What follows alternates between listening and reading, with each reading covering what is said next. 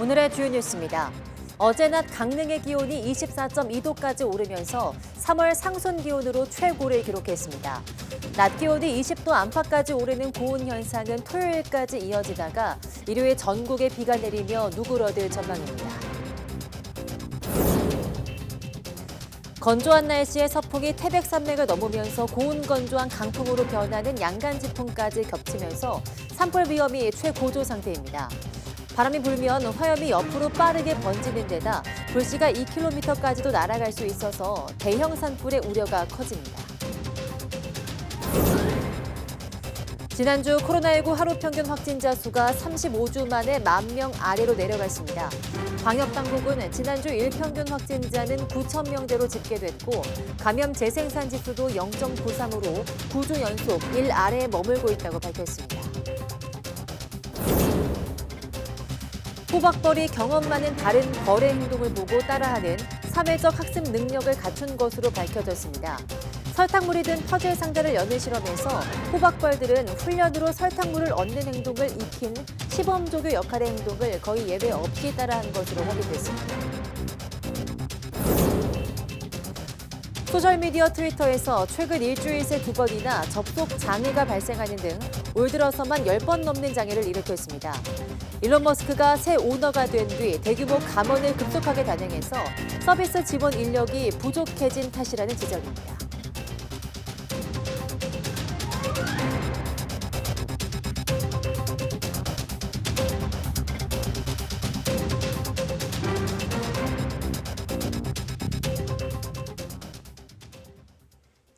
네, 여러분 안녕하십니까? 3월 8일 사이언스 투데이 시작합니다.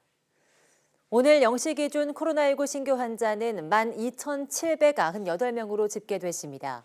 일주일 전보다 500여 명 많고 2주 전보다 200여 명 적습니다. 신규 환자 가운데 국내 발생 사례는 12,786명, 해외 유입은 12명입니다. 위중증 환자는 139명으로 17일 연속 100명대를 나타냈습니다. 사망자는 12명으로 누적 사망자는 34,061명입니다. 지난주 코로나19 일평균 확진자 수가 35주 만에 10,000명 아래로 내려간 것으로 집계됐습니다. 박민수 보건복지부 제2차관은 오늘 중대본회의 모두 발언에서 지난주 일평균 확진자가 9,000명대로 10주 연속 감소하면서 35주 만에 10,000명 아래로 내려갔다고 밝혔습니다. 또 감염 재생산 지수도 0.93으로 9주 연속 1 미만이고 중증병상 가동률도 21.7%로 여력이 충분하다고 설명했습니다. 박 차관은 코로나19 유행이 안정화 단계에 진입했지만 전문가들은 향후 신종 감염병이 더 자주 발생할 것으로 전망하고 있다면서 감염병 대응 역량 혁신을 위한 선제적 준비가 필요하다고 강조했습니다. 앞으로 5년 동안 자살률을 30% 낮추기 위한 방안이 담긴 자살 예방 기본 계획이 다음 달 확정됩니다. 보건복지부는 서울 중구 한국생명존중희망재단에서 제3차 자살 예방 정책 실무위원회를 개최했다고 밝혔습니다. 박민수 복지부 제2차관 주재로 열린 실무위원회는 기재부와 교육부, 행안부 등 정부위원 12명과 민간위원 9명이 참석해서 제5차 자살 예방 기본계획의 핵심 과제를 검토했습니다. 올해부터 2027년까지의 제5차 자살 예방 기본계획을 심의 확정하는 자살 예방 정책위원회는 다음 달 한덕수 국무총리 주재로 열릴 예정입니다. 어제 강릉 낮 기온이 24.2도까지 오르면서 지역 관측 사상 3월 상순 기온으로는 가장 높았습니다. 그 밖에 대전 21.1도, 울산 21.3도, 서울도 19.4도로 올 들어 가장 따뜻했습니다. 기상청은 맑은 날씨에 따뜻한 남서풍이 유입되면서 전국 대부분 지방이 올해 들어 가장 높은 기온을 기록했다고 밝혔습니다. 낮 기온이 20도 안팎까지 오르는 고온 현상은 토요일까지 계속되다가 일요일 전국에 비가 내리며 누그러들 전망입니다. 네, 이렇게 따뜻한 날씨는 좋지만 건조한 날씨도 계속돼서 올봄 산불이 심상치 않습니다. 연일 건조특보가 계속되면서 지난주에만 하루 평균 10건이 넘는 산불이 발생했는데요. 동해안 지역에는 초속 25m에 달하는 양간지풍까지 가세해서 전국이 산불 위험 최고조 상태입니다. 김민경 기자입니다. 시뻘건 불길이 활활 타오르면서 뿌연 연기가 쉴 새 없이 치솟습니다. 진화 헬기가 계속 물을 쏟아붓지만 강한 바람에 불길이 쉽사리 잡히지 않습니다. 올해 들어 발생한 산불은 모두 210건. 그제 하루에만 16건이 발생했고 지난주부터 무려 83건이 집중적으로 일어났습니다. 하루 10건이 넘는 것으로 역대 최악의 산불해였던 지난해보다 많고 최근 10년 평균의 3배에 달합니다. 산불 위기경보도 주의에서 경계로 상향됐습니다. 메마른 날씨가 심화하면서 건조특보가 확대 강화되고 있기 때문입니다. 동쪽 지방을 중심으로 건조특보가 발표된 가운데 당분간 건조한 날씨가 이어지겠습니다. 게다가 서풍이 태백산맥을 넘으면서 고온건조한 강풍으로 변하는 양간지풍까지 겹쳤습니다. 우리나라 남쪽으로는 고기압이, 북쪽으로는 저기압이 위치한 남구북저형 기압 배치가 원인입니다. 이 두 기압 차이로 우리나라에 서풍 계열 바람이 부는데 이 바람이 산을 넘으며 고온 건조해지고 더 강한 바람으로 바뀌는 겁니다. 강원 영동과 경북 북동 산지, 경북 북부 동해안에는 초속 20에서 25m의 순간적인 돌풍이 불 것으로 예측됐습니다. 바람이 불게 되면요, 그 화염이 옆으로 눕게 되면서 빠르게 번지게 됩니다. 그래서 최대 한 28배까지 번지게 되는데요. 이 경우에는 바람의 영향을 받아서 불씨가 2km까지 날아갈 수도 있습니다. 2000년 강릉 산불, 2019년 고성 산불, 그리고 지난해 울진 삼척 산불까지 모두 양간지풍이 키운 대형 산불입니다. 이 건조한 날씨에 강풍까지 겹쳐서 작은 불씨도 대형 산불로 크게 이어질 가능성이 있는 만큼 산림 인접 지역에서는 각별한 주의가 필요합니다. YTN 김민경입니다.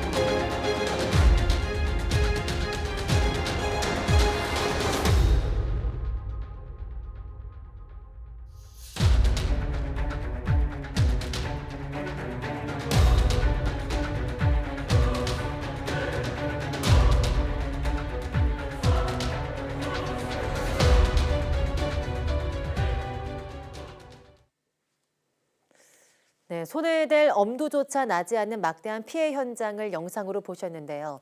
이번 강진으로 튀르키예에서만 1,000억 달러, 우리 돈 130조 원이 넘는 피해가 발생했다는 유엔 개발계획의 진단이 나왔습니다.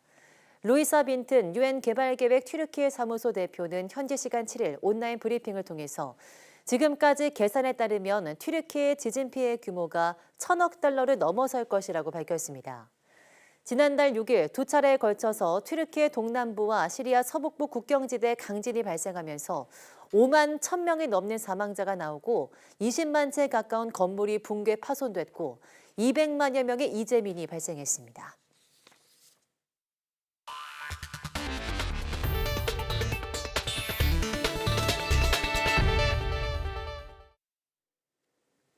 호박벌이 경험 많은 다른 벌의 행동을 보고 따라할 수 있는 학습 능력을 갖춘 것으로 밝혀졌습니다.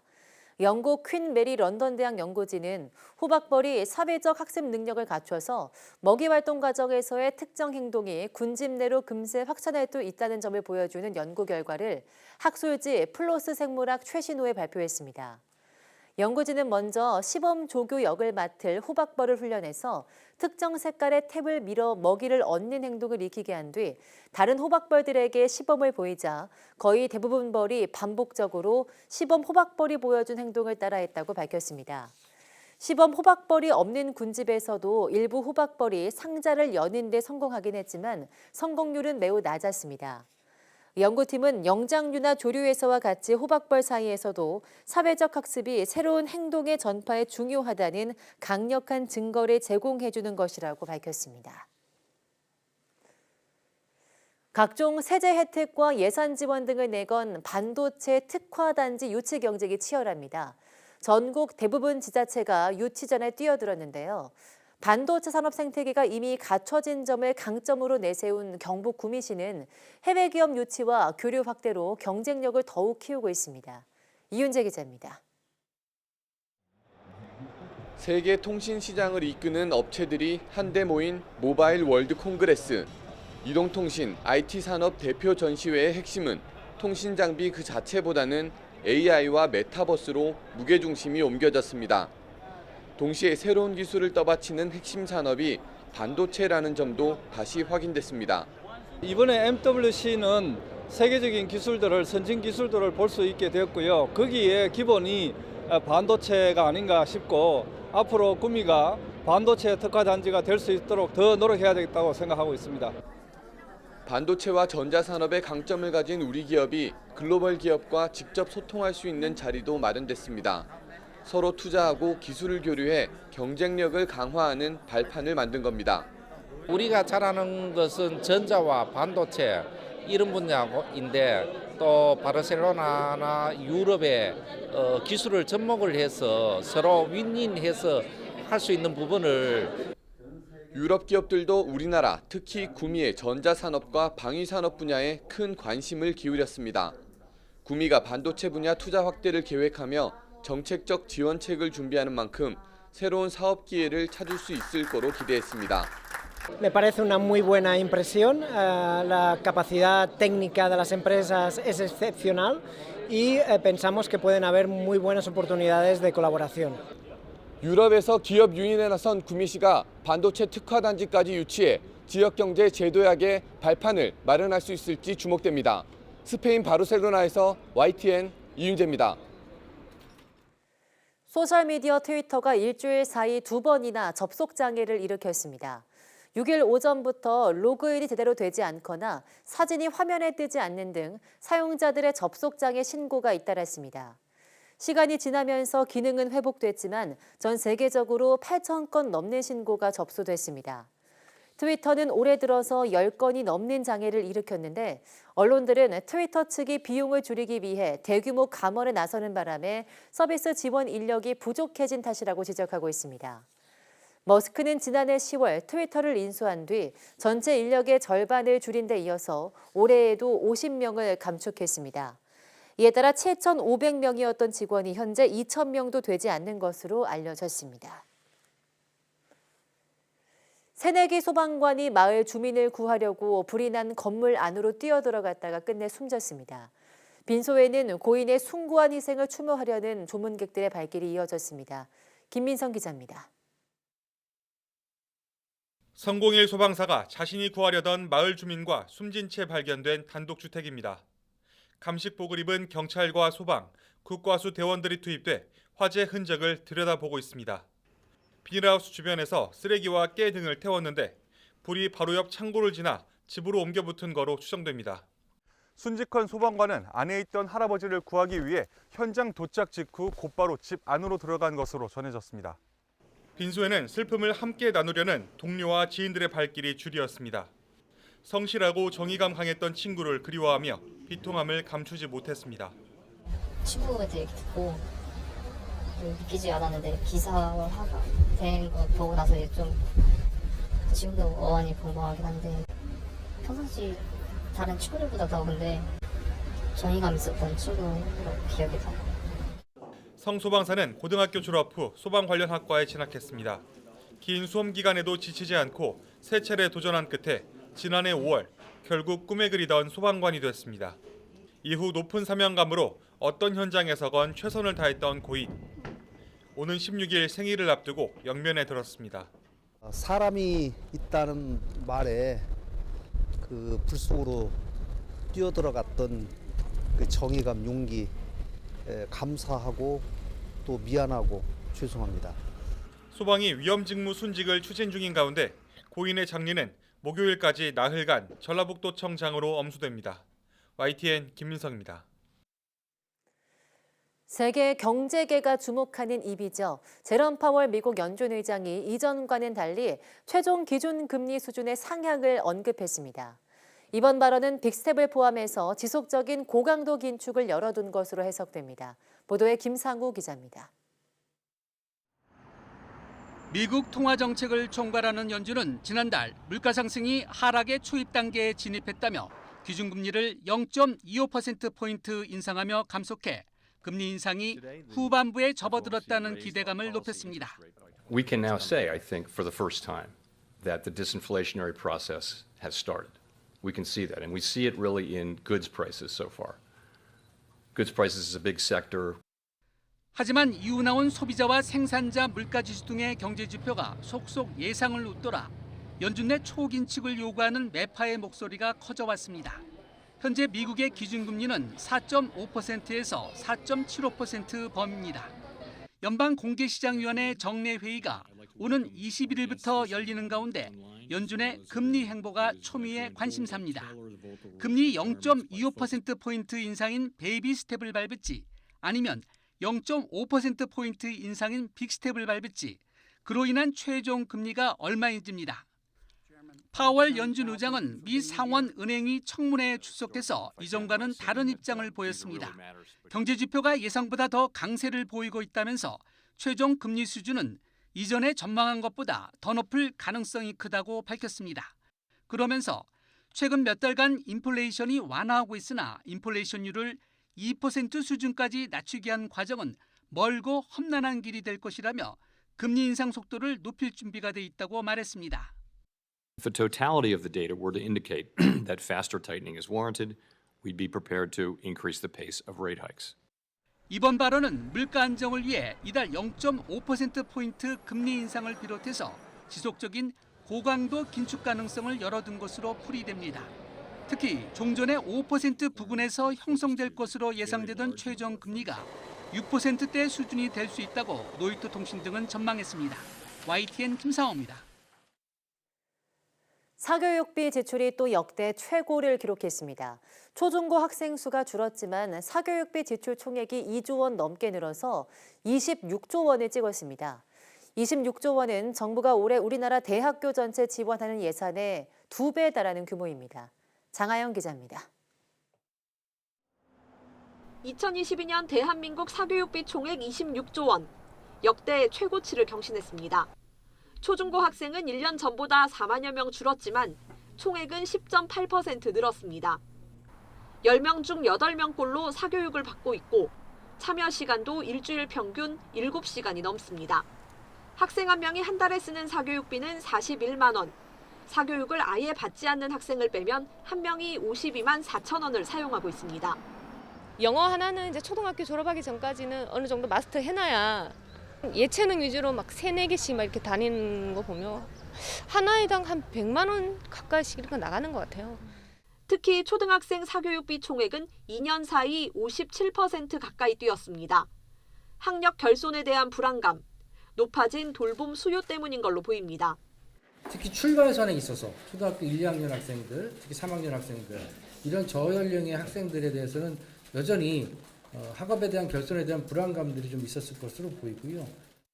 2007년 통계조사 이후 적극적인 사교육 경감 대책을 추진한 2009년부터 2015년까지는 사교육비 총액이 감소했지만 이후 반등해 2년 연속 역대 최대를 기록했습니다. 특히 코로나19로 학교가 사실상 문을 닫아 공교육이 무너진 기간, 학부모들의 사교육 의존도는 더욱 높아졌습니다.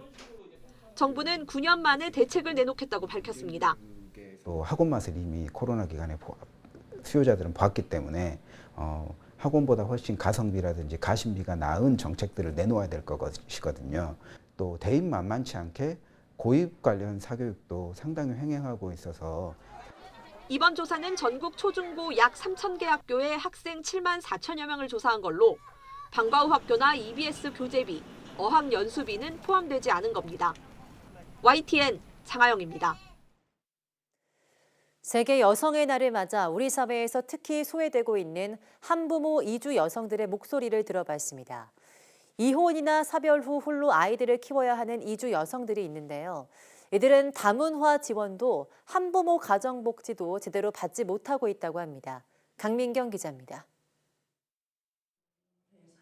50대 이주 여성 A씨는 최근 남편의 가정폭력을 견디지 못해 어렵게 이혼을 선택했습니다. 애들 다 이렇게 거실에 있는데 제 얼굴에다가 침 뱉으면서. 그러나 A씨가 홀로 한국 국적 아이들을 키우는 삶은 고통의 연속이었습니다. 특히 주거 문제가 컸습니다. A씨는 이혼 후에도 집 명의를 가질 수 없는 데다가 우리 국적이 아니어서 한부모 여성 주거 지원 혜택에서도 배제됐습니다. 아빠 이름으로 있었던 집을 딸 이름으로 바뀌었는데 딸이 내 집에서 가라고 하는 거예요. 결혼 이민을 왔지만 이혼이나 사별로 갑자기 한부모가 된 이주민 여성들이 정책 사각지대에 놓여 있습니다.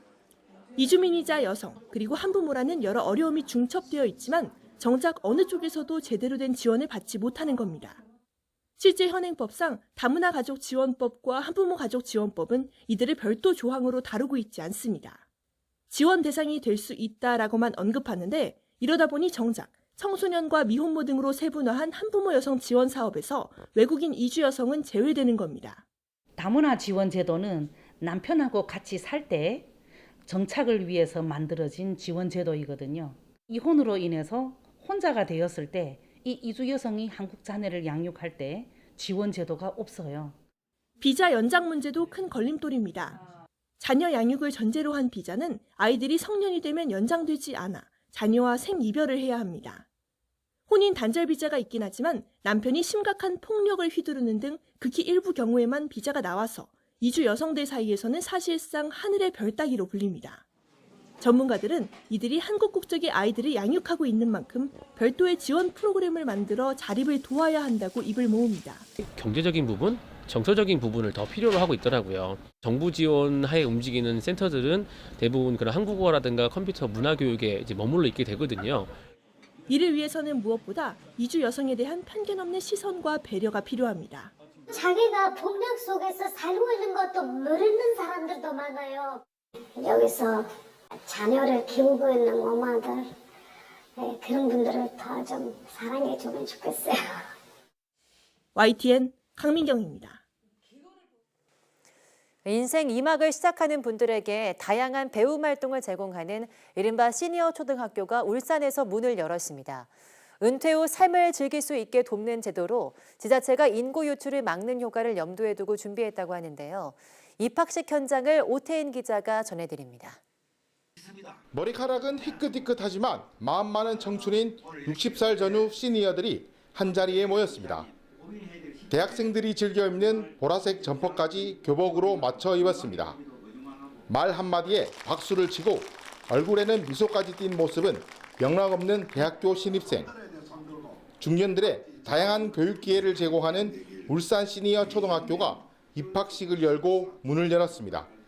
내 삶에 대해서 뭔가를 찾아야 되겠다고 생각을 많이 하고 있었는데 이런 시에선 이런 학교가 있다 하는 것을 듣고 제가 첫날에 와서 등록하게 되었습니다. 교육과정은 1년으로 첫 신입생 140명을 모집했습니다.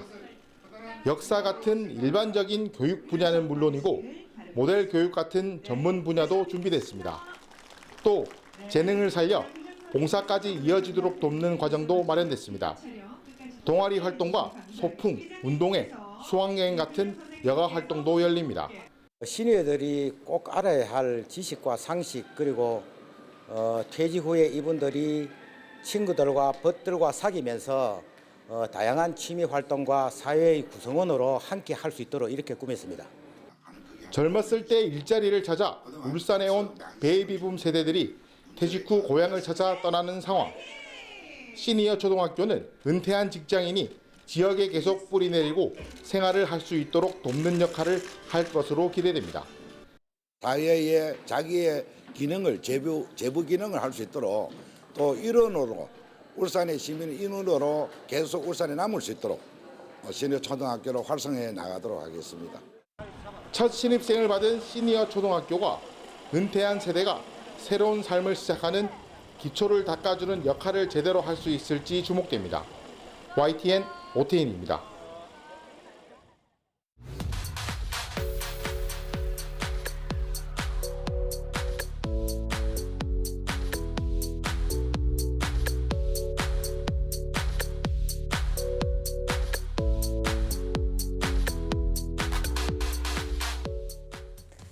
메마른 날씨가 계속되면서 평년보다 산불이 1.5배 많이 발생하고 있습니다. 정부는 오늘 산불 방지 대국민 담화문을 발표하면서 산불 방지에 대한 국민들의 협조를 호소했는데요. 작은 불티 하나가 돌이킬 수 없는 화재 참사를 불러올 수 있는 만큼 산불 예방에 적극적인 관심과 협조가 필요하겠습니다. 뉴스 마칩니다. 시청해주신 여러분 고맙습니다.